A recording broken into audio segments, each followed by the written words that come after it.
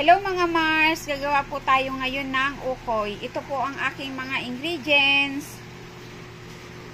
Sibuyas bawang, kalabasa, spring onion, kamote, carrot, isang itlog, cornstarch, at flour.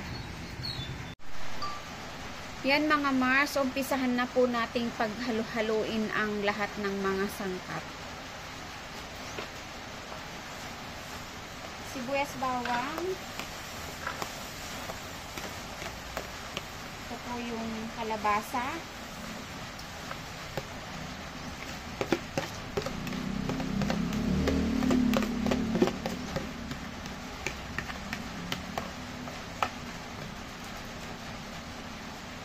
Spring onion,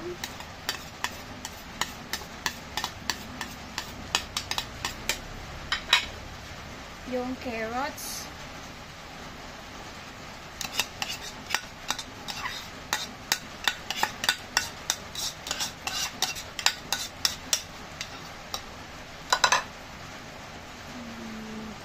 kamote,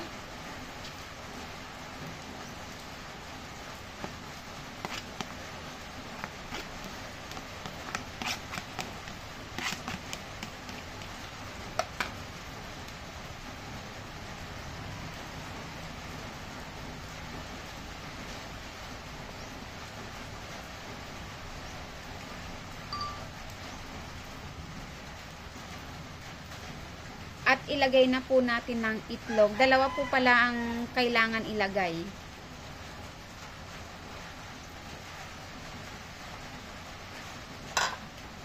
At isang cup na cornstarch.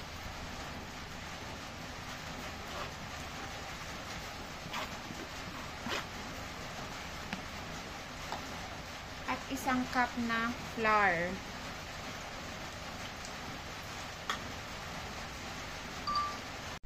Maglagay po tayo ng pampalasa.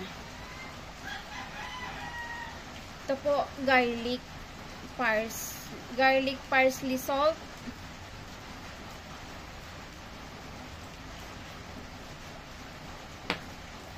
turmeric, ayan,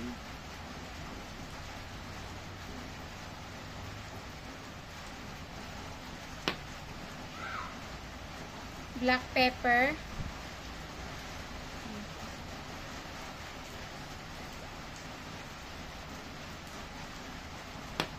at salt.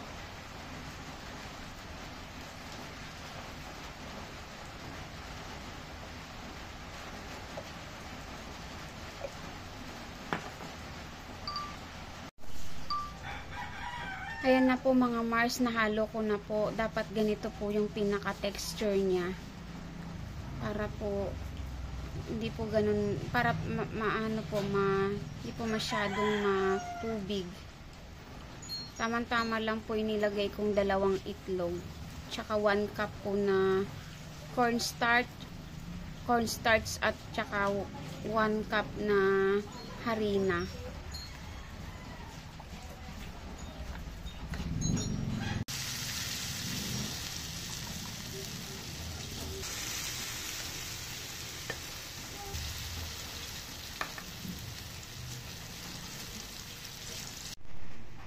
Luto na po ang ating ukoy.